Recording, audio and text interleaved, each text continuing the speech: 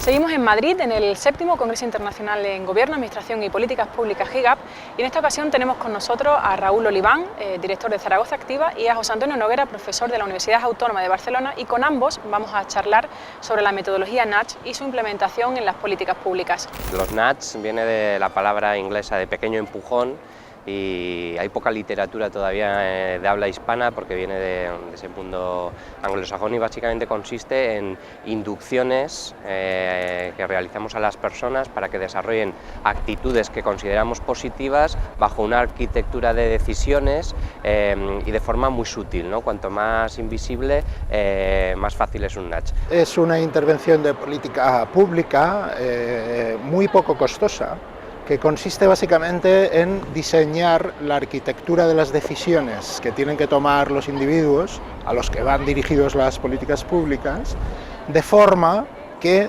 les empujas suavemente, de algún modo, a escoger la opción más beneficiosa para ellos o para el bien público, ¿no? De hecho, este es uno de los temas más discutidos respecto de los nudges, porque efectivamente los nudges funcionan mejor en unos campos que en otros, ¿no? Y funcionan mejor también cuando se diseñan de determinadas maneras, ¿no? Por ejemplo, un nudge típico tiene que ver con las conductas de la gente cuando compra alimentos o cuando elige alimentos en un restaurante. Si tú quieres aumentar el grado de salud nutricional de tu población, una cosa que puedes hacer son nudges que hagan que los alimentos más saludables sean más prominentes, ¿no?, para los consumidores, por ejemplo, poniéndolos en un lugar prominente en el supermercado, en la barra del self-service, etc. Este es un campo donde tradicionalmente los nudges funcionan bastante bien. En otros campos seguramente funcionan peor, ¿no? Por ejemplo, en campos que tienen que ver con un gasto monetario más elevado, ¿no? Por ejemplo, a la hora de contratar planes de pensiones, etcétera, ¿no? Está todavía por descubrir cuál es la ecualización correcta entre los nudges, que es un poco una innovación de laboratorio, una innovación muy pensada, muy meditada, muy cuantitativa, muy operativa, con el paradigma de la innovación social, que es todo lo contrario, no es en laboratorio, sino que se hace desde abajo, se hace desde la comunidad, y por lo tanto la legitimidad que tiene es que esa base social de la que nace, ¿no? La famosa metodología bottom-up, ¿no? De abajo arriba. De ambos paradigmas, de los nudge, de esa ciencia, de esa metodología de participación invisible que le llamo yo en laboratorio, y de la innovación social o innovación ciudadana, puede surgir una forma de hacer, una forma de planificar, no solo proyectos públicos, que también, sino también proyectos hibridados con el sector privado, con el sector social, sumamente potentes, ¿no? Bueno, yo creo que está preparada si lo explicamos bien y lo explicamos con transparencia. Y sobre todo si no somos pretenciosos a la hora de, pues, por ejemplo, elevar esta metodología a la categoría de gran política, como algunos han pretendido pensar que es como la tercera vía, ¿no?, que adelanta por la derecha a la filosofía neoliberal, pero al mismo tiempo es menos limitativa que la economía planificada o que el socialismo planificado. Yo no creo que la metodología Nudge tenga ideología en sí, sino que es una metodología aséptica al servicio de las políticas que tú la hagas funcionar, ¿no? Esto de los nudges es una cosa relativamente reciente a nivel internacional. Solo muy recientemente se han creado equipos de políticas conductuales y de nudge, por ejemplo, en el gobierno norteamericano, en el gobierno inglés, en el gobierno alemán, en el gobierno australiano. Son todavía muy pocos países los que están optando decididamente por incorporar esta metodología en el diseño de las políticas públicas, y esperemos pues que España y los países latinoamericanos pues también muestren interés, sus gobiernos, por este tipo de metodología, más que nada porque se ha demostrado eficaz para conseguir algunos objetivos muy interesantes desde el punto de vista del bien público. Obviamente la metodología Nudge suscita determinadas precauciones éticas, ¿no? Y yo creo que esto hay que tenerlo siempre encima de la mesa, sobre todo cuando se trata de políticas públicas, ¿no?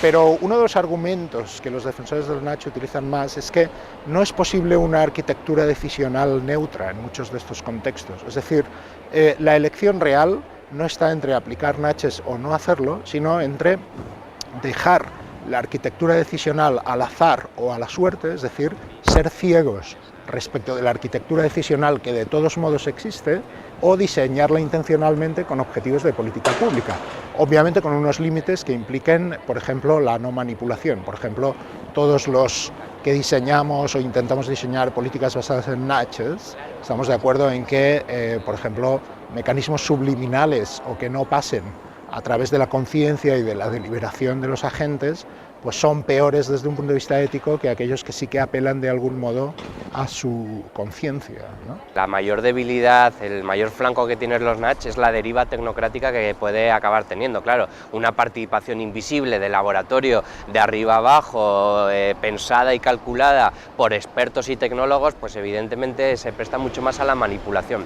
No obstante, por eso yo creo que ahora la segunda oleada, y nosotros en esta exportación que tenemos que hacer de la metodología nudge del mundo anglosajón al mundo iberoamericano en habla hispana o portuguesa, lo que tenemos que hacer es revestirlo, barnizarlo de innovación social, de legitimidad por la base, ¿no? Mezclar, implicar a los colectivos, que sean las comunidades las que aporten ese proceso de pensamiento y de reflexión a los nudge, para evitar que seamos unos pocos técnicos en lenguaje experto pensando en como una especie de despotismo ilustrado 2.0, ¿no? En cómo tenemos que conducir sus vidas, todo lo contrario, ¿no? Yo creo que el reto ahora es abrir la base de las decisiones, ¿no?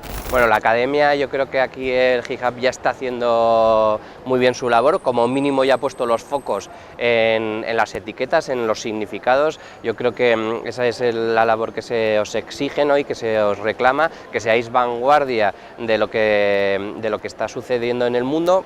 Probablemente será una de las primeras veces que se habla en España y en el mundo iberoamericano de los nudges, y esto ha sido gracias al GitHub, que ha conseguido coger ese concepto del mundo anglosajón y llevarlo a la agenda pública. Juntamos además a muchas personas que no solo vienen del mundo de la investigación, como es mi caso, que viene del mundo de la praxis, de proyectos públicos en el que estamos a diario en los gobiernos locales y regionales y nacionales, y bueno, un poco se trata de llevar esa reflexión de la teoría a la práctica en ese matrimonio que hoy estamos haciendo aquí entre gente investigadora y gente de la praxis, ¿no? Yo creo que un papel muy importante, porque realmente todo el conocimiento en el que se basan los nudges, todo el conocimiento sobre los sesgos cognitivos que los individuos tenemos cuando tomamos decisiones, todo el conocimiento sobre cómo funcionan las normas sociales, sobre las emociones sociales que mueven a los individuos a actuar, pues básicamente proviene de la investigación académica, ¿no? Y de la investigación científico-social. Entonces, más que permanecer en una torre de marfil, lo que tendríamos que hacer los científicos sociales es utilizar todo ese conocimiento para vertirlo en una mayor eficiencia de nuestras políticas públicas, ¿no?